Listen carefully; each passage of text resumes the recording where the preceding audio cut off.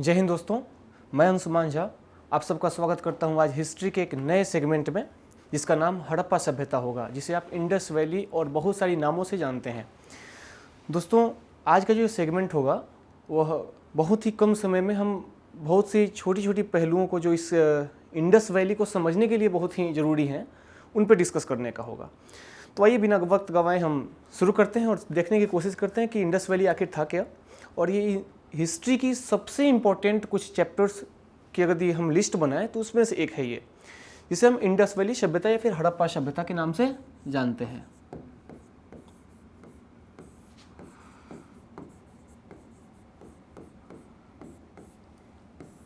हड़प्पा सभ्यता।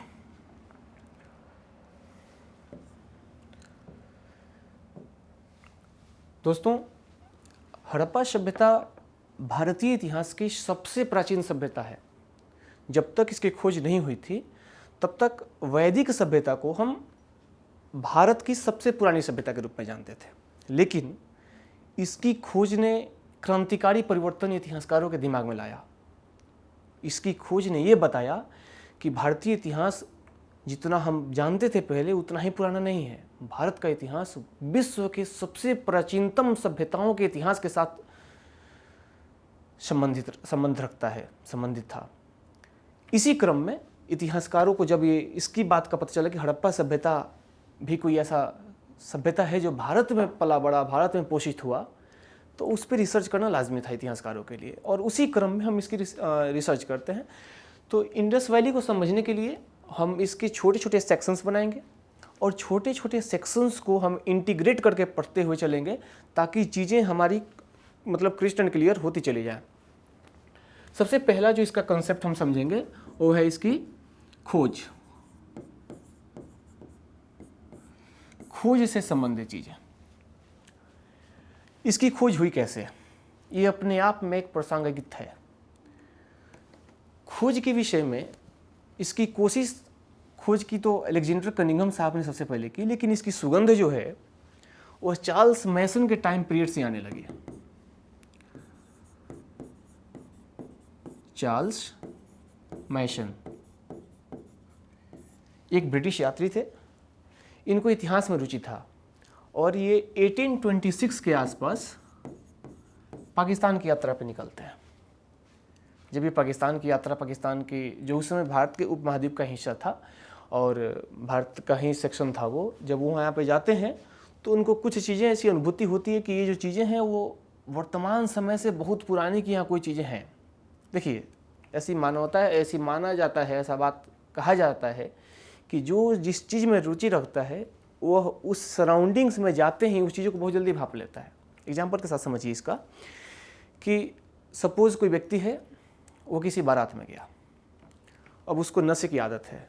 आप और वो दोस्त हैं, आपको नशे की आदत नहीं, उसको नशे की आदत है। आपको अच्छा आदमी ढूंढने में समय लग सकता है, लेकिन वो जिसके नशे की लत है वह तुरंत किसी न किसी वैसे व्यक्ति को ढूंढ लेगा जिसको नशे की लत हो। क्यों? क्योंकि वह उस व्यक्तित्व को जानता होगा कि किस व्यक्तित्व में कैसा ऐसा गुण दिखेगा जो मेरे से संबंधित होगा। उसी प्रकार चार्ल्स मैसन तो नेगेटिव एस्पेक्ट्स में हो गई बातें। यहाँ जो है चार्ल्स मैसन पॉजिटिव वे में आप देखोगे क्या कि चूँकि ये हिस्ट्री में इनका इंटरेस्ट था, इसलिए इनको लगा कि शायद ऐसा कोई जगह हो सकता है, ये ऐसा जगह हो सकता है जहाँ पुरानी चीज़ों का अवशेष मिल सकता हो। इन्होंने बहुत ज़्यादा ध्यान उस बात पर नहीं दिया और ये यहाँ से चले गए। दूसरा जो इसमें कदम होता है वो बर्टन ब्रदर्स के द्वारा, बर्टन बंधु जिसको बोलते हैं, ये दो भाई थे, दोनों ही इंजीनियर थे।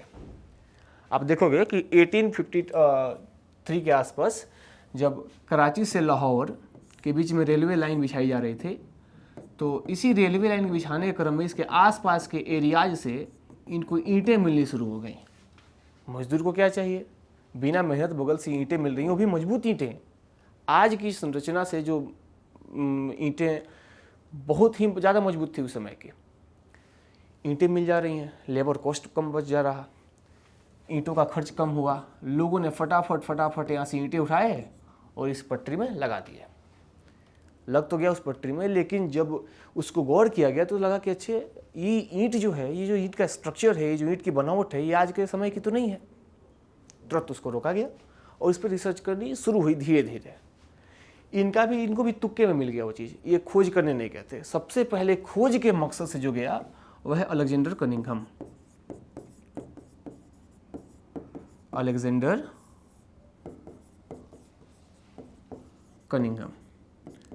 अलेक्जेंडर कनिंघम साहब 1853 से 56 के आसपास इस एरिया में जाते हैं और रिसर्च करने की कोशिश करते हैं। खैर इनको सफलता बहुत ज़्यादा वहाँ पे भी नहीं मिलती है।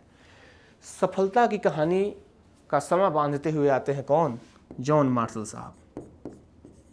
जॉन मार्शल, नाम याद रखेंगे दोस्तों, ये नाम बहुत इंपॉर्टेंट है, क्योंकि यदि आपके एग्जाम में आता है कि किसके नेतृत्व में हड़प्पा सभ्यता की खुदाई हुई, तो नेतृत्वकर्ता कौन था? जॉन मार्शल साहब थे।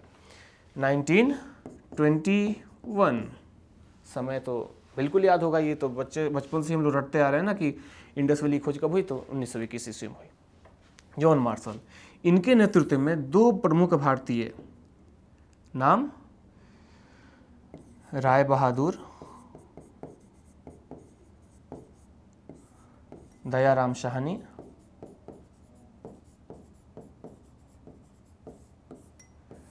और दूसरे जो थे वो राखलदास बनर्जी। राखलदास बनर्जी, इन्हीं दोनों के परस्पर समन्वय और परस्पर एक्टिवनेस के कारण इस महान भारतीय सभ्यता की खोज संभव हो पाई। आगे जैसे देखेंगे तो ये हो गया कि खोज की बात, खोज हुई कैसे, इसको आप समझ गए। नेक्स्ट जो है उस पर हम देखेंगे कि इसका परिचय क्या है। हड़प्पा सभ्यता को किस किस नामों से हम जानते हैं? 3-4 नाम हैं, आप चारों नामों को बखूबी जानते ही होंगे पहले से, मेरे को जहाँ तक अंदेशा है। इसी को हम हड़प्पा सभ्यता के नाम से भी जानते हैं, हड़प्पा सभ्यता। इसी को हम सिंधु घाटी सभ्यता के नाम से भी जानते हैं,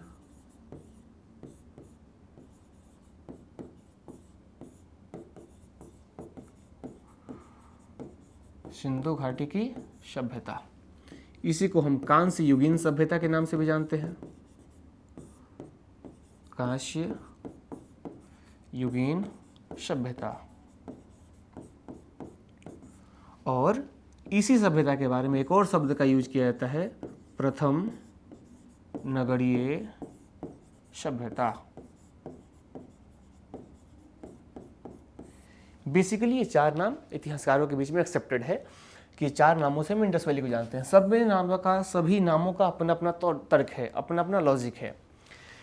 हड़प्पा सभ्यता चूंकि सबसे पहले हड़प्पा मिल जाता है तो इसका नाम क्या हो जाता है? हड़प्पा हो जाता है। सबसे पहले चूंकि हड़प्पा सभ्यता का जगह मिल जाता है। और एक बात जानिए, हड़प्पा सभ्यता के लोग खुद को क्या कहते थे ये हमको अभी तक पता नहीं है। क्यों पता नहीं है? क्योंकि इस समय की लिपि अभी तक हम पढ़ने में क्या है, पूरी तरह असमर्थ है। लिपि हम पढ़ नहीं पाए हैं। तो ये लोग खुद को क्या समझते थे, खुद को क्या कहते थे, खुद को किस वे में बोल के रिप्रेजेंट करते थे, इसकी बात की जानकारी हमको नहीं मिली। हमको जगह, जिस जगह से, जैसे मान लीजिए कि कोई जगह हो, जैसे मान लीजिए कि रामनगर कोई जगह है, रामनगर आज दब गया, वो आने वाले 500 सालों बाद, 2000 साल बाद उसकी खुदाई हुई। अब उसके मान लीजिए उसके बारे में कोई जानकारी लिखित सोर्स नहीं है, लिखित सोर्स है भी तो उसको पढ़ नहीं पाया कोई, आने वाला कमिंग जनरेशन जो है नहीं पढ़ पाया। अगर ऐसा हो तो उस रामनगर को क्या बोलेगा? रामनगर को तो रामनगर नहीं बोलेगा। वो उस समय, उस पार्टिकुलर एज में, उस पार्टिकुलर टाइम पीरियड में उसका जो नाम होगा, उस जगह का जो नाम जो वे लोग जानते होंगे, उसी के नाम पर उसका नाम रख देंगे। वे रामनगर का नाम रामनगर कब रखेंगे? जब वो उस लिखित एविडेंसेज को जो इस समय मौजूद है उसको पढ़ लेंगे तब। उसी प्रकार से हड़प्पा सभ्यता के साथ है। तो ये जो सभ्यता है वह हड़प्पा सभ्यता के नाम से जानी गई, चूंकि हड़प्पा पे सबसे पहले मिलती है। ये सिंधु के आसपास, सिंधु और इसकी सहायक नदियों के आसपास सबसे पहले इसकी सभ्यताएं मिलनी शुरू होती हैं। तो इसलिए हम इसको सिंधु घाटी की सभ्यता कहते हैं। चूंकि इसके समकालीन 4 सभ्यताएं, चारों नदी के 3 सभ्यताएं थी, एक चौथा था। तीनों नदी के संगम, नदियों के किनारे ही मिले थे, नदी घाटी के आसपास ही मिले थे। मेसोपोटामिया को देख लीजिए, जिला फरात, आप चीन को देख लीजिए, हुआंगो नदी, आप मिस्र को देख लीजिए, नील नदी की सभ्यता। तो इतिहासकारों को लगा कि चूंकि शुरुआत में जो जगहें मिली वह अधिकांश सिंधु और उसकी सहायक नदियों के आसपास मिली थी, इसलिए इन लोगों को लगा कि क्या सिंधु घाटी भी जो है और ये जो सभ्यता है वो भी सिंधु के आसपास ही सीमित रह जाएगी। लेकिन नहीं, ये भारत है, यहाँ कोई भी चीज़ें छोटे स्तर पर नहीं होती हैं। कुछ भी होंगी तो बहुत बड़े स्तर पे होगी। उसी का एक जो जीवित एग्जाम्पल आप यहाँ पे देख सकते हो। कांस्य युगीन, यहाँ के लोग इतने डेवलप थे कि वे मिश्र धातु का ज्ञान रखते थे। मैं आगे पढ़ाऊंगा आपको, आर्थिक जीवन जब पढ़ेंगे तो उसमें इस बात की जिक्र आएगी। तो कांस्य युगीन सभ्यता चूंकि ये कांसों का यूज करना जानते थे, इसलिए इस सभ्यता को हम कांस्य युगीन सभ्यता कहते हैं। और चूंकि यह भारत का सबसे पहला नगर का साक्ष्य यहीं से मिलता है, इसलिए इसे प्रथम नगरीय सभ्यता की भी संज्ञा प्रदान की जाती है भारतीय इतिहासकारों के द्वारा, विदेशी इतिहासकारों के द्वारा। ये हो गई परिचय से संबंधित बातें। इन सारी चीज़ों को देखने के बाद आपको ये रियलाइज़ होगा कि इंडस वैली की खोज भारतीय इतिहास में क्रांतिकारी परिवर्तन लाता है। ये इतिहास का ऐसा सेगमेंट है जहाँ से परीक्षा की दृष्टि से तो इम्पोर्टेंट है ही, इतिहास को समझने की दृष्टि से भी इम्पोर्टेंट है। ये एक ऐसी काल है, एक ऐसी काल की घटना है ये, कि जब तक हम इसको नहीं समझेंगे हड़प्पा सभ्यता को, तब तक हमारे लिए इतिहास की बुनियादी चीज़ों को समझना बहुत मुश्किल हो जाएगा। तो एक छोटा सा सेगमेंट था आप सबके साथ, और मैं कोशिश करूंगा कि ऐसे ही समय समय पर जैसे समय मिलता जाता है आपको छोटी छोटी बातों से अवगत कराता रहूं, और आप हमसे जुड़ें, इसके लिए धन्यवाद। उम्मीद करता हूं कि ये चीज़ें आपको समझ में आई होंगी। अपना साथ ऐसे ही बनाए रखिए। धन्यवाद।